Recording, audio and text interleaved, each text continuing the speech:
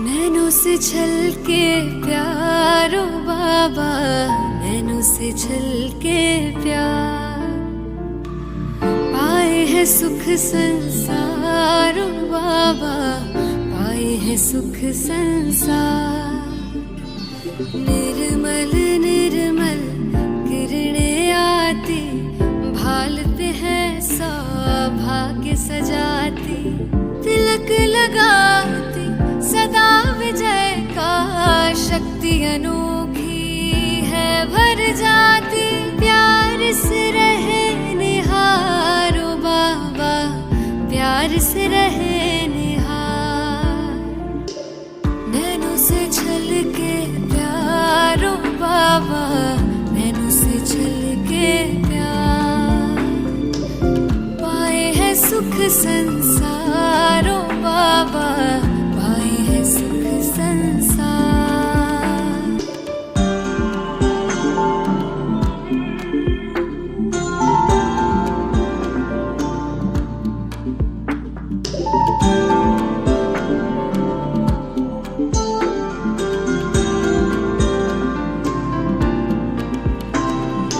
ऐसे पल फिर कब आएंगे, कल्प भर में ना पाएंगे।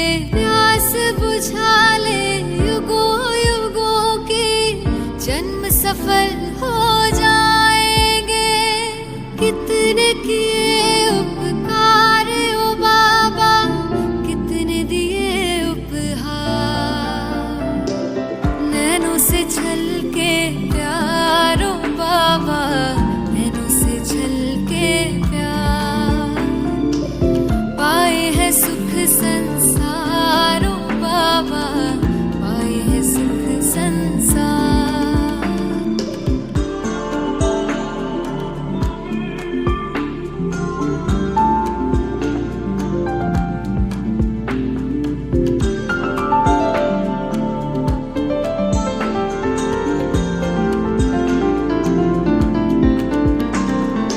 वरदानों से सजा रहे हो, अरमानों को खिला रहे हो। सागर भर भर के थालियां, ज्ञान रतन तुम लुटा रहे हो।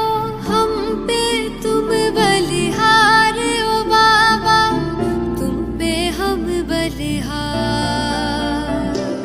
नैनों से छलके प्यारो बाबा, नैनों से छलके प्यार। पाए है सुख संसारो बाबा, पाए है सुख संसार।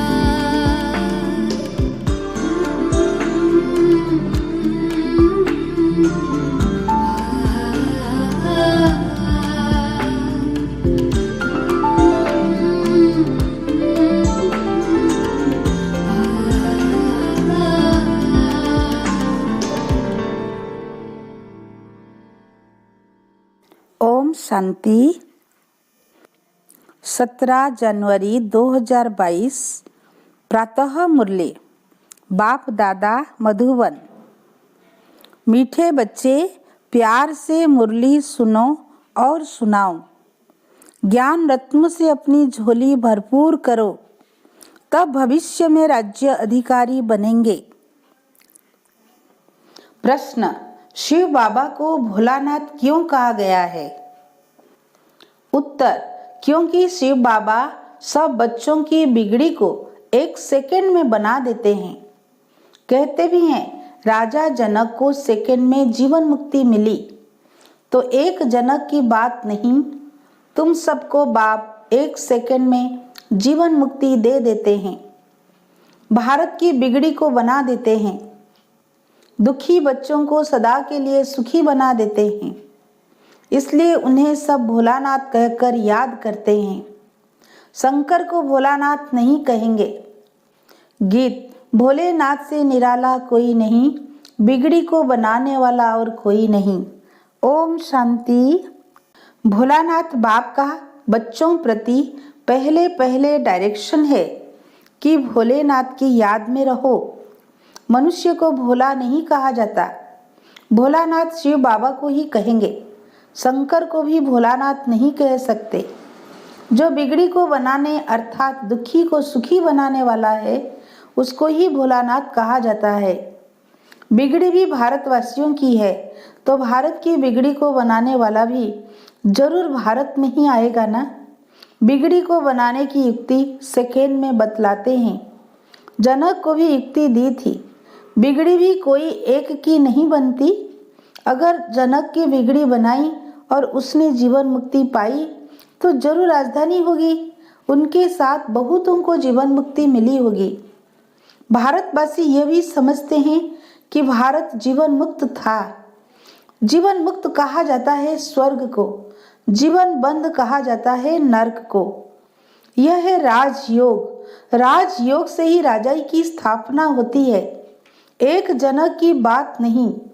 भगवान ने राजयोग सिखाया तो राजाई भी दी है। बरोबर देखते हैं सतयुग के लक्ष्मी नारायण ने राजाई कैसे पाई। अभी तो है कलयुग, प्रजा का प्रजा पर राज्य स्थापन हो चुका है। यह है पंचायती राज्य, इसके बाद है सतयुग। तुम जानते हो लक्ष्मी नारायण ने आगे जन्म में ऐसा कर्तव्य किया है, तब सूर्यवंशी राजाई पाई है। फिर है चंद्रवंशी, वह तो राज्य की ट्रांसफर होती है। तुम जानते हो गीता है सर्वोत्तम धर्म शास्त्र, जिससे 3 धर्म स्थापन होते हैं और हर एक धर्म का शास्त्र एक ही होता है। संगम का भी एक ही शास्त्र है। महिमा भी गीता की ही है, जिससे सबकी सद्गति होती है। तो सद्गति करने वाला एक ही है। गीता में बरोबर रुद्र ज्ञान यज्ञ का भी वर्णन है, जिससे इस पुराने नरक का विनाश होता है और स्वर्ग की स्थापना भी होती है। इसमें मूंझने की तो बात ही नहीं। बाबा ने समझाया है, पहले पहले बाप का परिचय देना है कि विश्व में स्वर्ग की स्थापना करने वाला विश्व का मालिक ठहरा, वह है सबका बाप। फिर यह लक्ष्मी नारायण है विश्व के मालिक। उनको जरूर शिव बाबा ने राज्य दिया होगा। अभी तो कलयुग है, भारत कौड़ी जैसा है, कर्ज बढ़ता जा रहा है, इसलिए सोना लेने का प्रबंध करते रहते हैं। भारत फिर हीरे जैसा कैसे बनेगा? लक्ष्मी नारायण को स्वर्ग के राजाई मिली है ना। यह भी तुम बच्चे जानते हो, गालियां तो खाना ही है। भारत में देवताएं भी गाली खाते आए हैं और देश वाले तो बहुत महिमा करते हैं। वो जानते हैं कि यह प्राचीन भारत के मालिक थे। अभी तुम बच्चे प्रैक्टिकल देख रहे हो। तुम बच्चों में जो विशाल बुद्धि है, उन्हों को ही खुशी होगी। विशाल बुद्धि वह है जो धारण कर और फिर दूसरों को कराते हैं। ऐसे मत समझो यहाँ सत्संग आदि में तो 5-10 हजार लोग रोज आते हैं, यहाँ तो इतने आते नहीं है। भक्ति तो वृद्धि को जरूर पाती रहेगी, उनसे यह कलम लगता रहेगा। जिन्होंने कलम पहले समझा है वही इन बातों को समझ सकते हैं।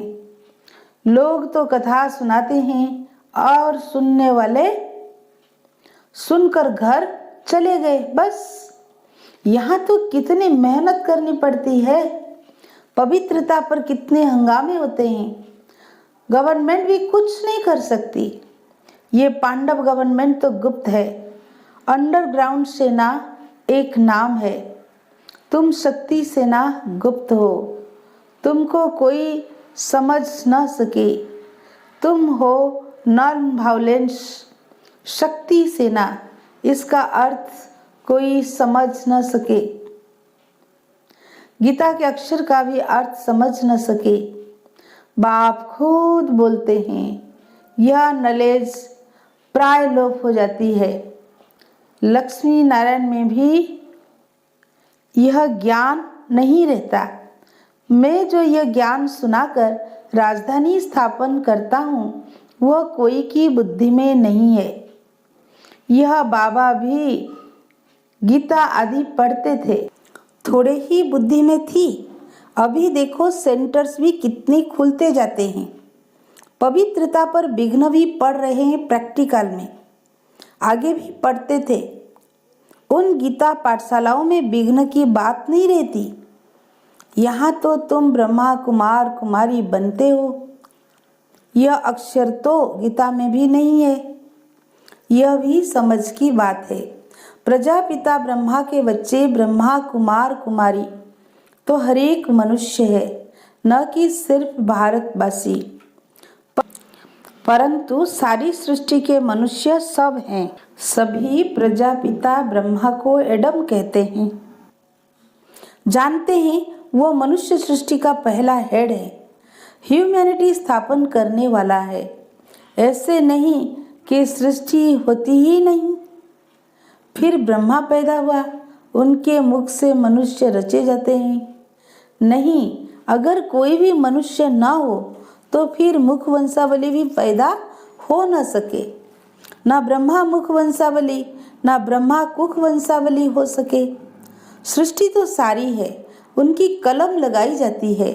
यह नई नई बातें समझने की है। किसकी बुद्धि में बैठने में टाइम लगता है। कोई तो एक मास में ही खड़े हो जाते हैं। देखो बेंगलोर के अंगना बच्चे को कितना नशा चढ़ा हुआ था, जो हमारे पास 20 वर्ष वालों को भी नशा नहीं है। खुशी में डांस करता था। भगवान मिल गए, खुशी की बात है ना। भगवान आकर रक्षा करते हैं माया से, फिर स्वर्ग की राजाई स्थापन करते हैं। बहुत क्लियर समझाते हैं। मैं इस साधारण तन द्वारा फिर से तुम बच्चों को वही सहज राजयोग और सृष्टि चक्र के आदि मध्य अंत का ज्ञान सिखलाता हूँ। तुम कह सकते हो आओ तो हम आपको सतयुग से लेकर कलयुग अंत तक की हिस्ट्री सुनाएं कि अब फिर से कैसे सतयुग आने वाला है। जरूर सिखाने वाला भी होना चाहिए। हमको सिखलाते हैं तब तो हम समझा सकते हैं ना। बाकी तो जो गीता सुनाने वाले हैं उनसे तो तुम लोगों ने बहुत सुना है, बहुत लेक्चर्स होते रहते हैं, परंतु वह इस धर्म के न होने कारण इस तरफ खींचते नहीं है। जब तुम्हारा प्रभाव निकलेगा फिर वृद्धि होगी, धीरे धीरे वृद्धि होती रहेगी। यह तो जानते हैं भारत कितना कंगाल है। मनुष्य भूख बहुत मरते हैं, दुखी होते हैं, भगवान की भक्ति करते हैं कि आकर दुख से छुड़ाओ। तुम बच्चे जानते हो सुखी सृष्टि कब होती है। यहाँ तुम बच्चों की झोली भर रही है इन अविनाशी ज्ञान रत्नों से। आगे तो सब सुनते सुनाते थे, परंतु उसमें झोली भरने का प्रश्न नहीं। झोली अभी सिर्फ तुम्हारी भर रही है, और जो टेप सुनेंगे व मुरली पढ़ेंगे व सुन रहे होंगे वो भी झोली भर रहे हैं। तुम हो शिव शक्ति सेना, भारत की झोली भरने वाले। भारत बहुत साहूकार हो जाएगा, परंतु जो झोली भरते हैं राज्य तो सिर्फ वही करेंगे ना। भारत सोने की चिड़िया थी, फिर बन जाएगी, सभी सुखी होंगे। परंतु भारत में कितने करोड़ों हैं, इतने सब तो वहाँ नहीं होंगे। जो झोली भरते हैं राज्य भाग्य तो वही लेंगे। इसमें मुंझने की बात ही नहीं कि कैसे होंगे। अरे इन लक्ष्मी नारायण को देखो ना, यह सतयुग के मालिक है ना, स्वर्ग का रचयिता है। शिव बाबा के और ये लक्ष्मी नारायण के सतयुग के मालिक हैं। जरूर आगे जन्म में पुरुषार्थ किया है, आगे वाला जन्म होगा संगम पर। संगम कल्याणकारी है ना, क्योंकि संगम एक पर ही दुनिया बदलती है। तो जरूर कलयुग और सतयुग के बीच में ज्ञान दिया होगा। सो आप फिर से दे रहे हैं। फिर कोई कहे कि निराकार परमात्मा कैसे आकर राजयोग सिखलाएंगे, तो तुम त्रिमूर्ति दिखाओ, ब्रह्मा द्वारा स्थापना, तो जो स्थापना करेंगे वही पालना भी करेंगे। जैसे क्राइस्ट ने स्थापना की, फिर पालना के लिए पोप भी जरूर उनको बनना पड़े। वापिस तो कोई जा न सके, पालना जरूर करनी है, पुनर्जन्म लेना ही है, नहीं तो सृष्टि बढ़े कैसे। जबकि सतयुग त्रेता में पहले देवताओं का राज्य था, तो सबसे जास्ती आदमशुमारी जरूर इन्हों की होनी चाहिए। फिर क्रिश्चियंस की जास्ती क्यों है? फिर लाखों बरस की भी कोई बात नहीं है। ये सब बातें समझेंगे वही जो अपने घराने के होंगे, औरों को तीर लगेगा नहीं। यह ज्ञान का तीर है ना। बाबा कहते भले किसको भी ले आओ तो ज्ञानवान लगाए, होगा ब्राह्मण कुल का तो तीर लगेगा। शास्त्र में दिखाते हैं लड़ाई में यादव कौरव मारे गए, पांडव 5 थे, फिर हिमालय पर जाकर गल मरे। अब ऐसे तो हो नहीं सकता, गाया भी जाता है जीव घाती महापापी। आत्मा का कभी घात नहीं होता है, आत्मा खुद जाकर शरीर का घात अथवा विनाश करती है। अब पांडव जिन्हों को श्रीमत देने वाला परमात्मा था, वो आकर पहाड़ों पर गले, यह तो हो नहीं सकता। अच्छा, वो तो 5 पांडव थे, बाकी और पांडव कहाँ गए? सेना तो दिखाई नहीं है। तुम जानते हो विनाश कैसे होगा, तुम देखेंगे भी।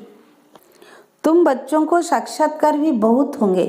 शुरू में तुमको बहुत साक्षात्कार होते थे, कभी लक्ष्मी को कभी नारायण को इनवाइट करते थे, कितनी साक्षात्कार होते थे। फिर पिछाड़ी के टाइम जब हाहाकार होगा तब फिर तुमको साक्षात्कार होंगे। हंगामे होंगे तो तुम बच्चे आकर यहाँ इकट्ठे होंगे, इसलिए मधुबन में जास्ती मकान बनाते रहते हैं। फिर तुम बच्चों को इन साक्षात्कार से खुशी में लाते रहेंगे। परंतु मासी का घर नहीं है जो सब यहाँ आ जाए। जो सपूत बच्चे बाबा के मददगार होंगे वही आएंगे। अगर पांडवों के गलने की बात होती तो फिर मकान ही क्यों बनाते? कोई भी बात में मूंझते हो तो अनन्य बच्चों से पूछ सकते हो, नहीं तो ये ब्रह्मा बाबा बैठा है, यह नहीं बता सकता तो बड़ा बाबा शिव बाबा बैठा है। यह तो समझाया है कि अभी बहुत कुछ समझने का बाकी है। सारे चक्र का राज बाबा समझाते रहते हैं, कितनी पॉइंट्स निकलती रहती है। अजून टाइम पड़ा है तो जरूर और भी समझाना होगा, परंतु पहले मूल बात यह जरूर लिखाना है, एकदम ब्लड से लिखवाना है कि हमको निश्चय है कि बरोबर परमपिता परमात्मा शिव पढ़ाते हैं। ऐसे नहीं सिर्फ लिखने से ही बदल जाते हैं, कहते हैं हमने तो ऐसे ही लिख दिया। जास्ती कोई से माथा नहीं मारना है। बोलो भगवान वाच, भगवान हम शिव बाबा को मानते हैं, वो ज्ञान का सागर सतचित हैं। उनको अपना शरीर तो है नहीं, तो जरूर साधारण तन का आधार लेंगे ना। तो पहले पहले बाप कहते हैं मामिकम याद करो, देह के सब धर्म छोड़ मुझे याद करो, तो विकर्म विनाश होंगे और मेरे पास चले आएंगे। और चक्र को याद करने से तुम चक्रवर्ती राजा बनेंगे।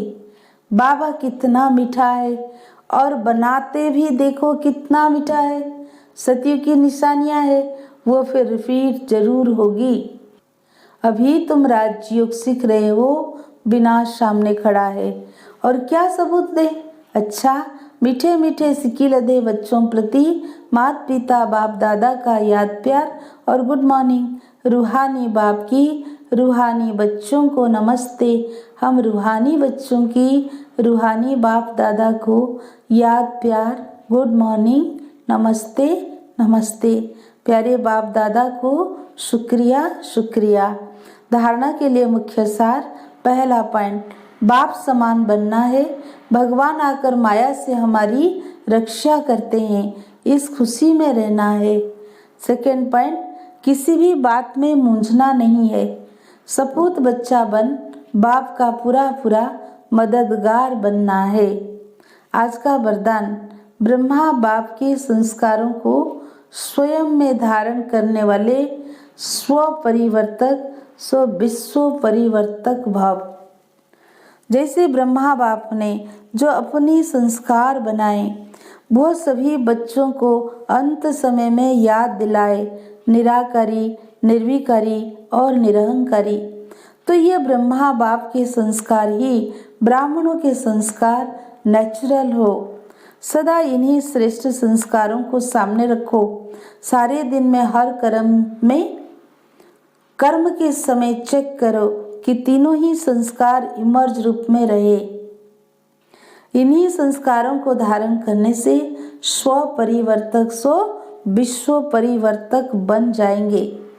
स्लोगन, अव्यक्त स्थिति बनानी है तो चित्र को न देख, चैतन्य और चरित्र को देखो। लवलीन स्थिति का अनुभव करो। बाप का आप बच्चों से इतना प्यार है जो जीवन में सुख शांति की सब कामनाएं पूर्ण कर देते हैं।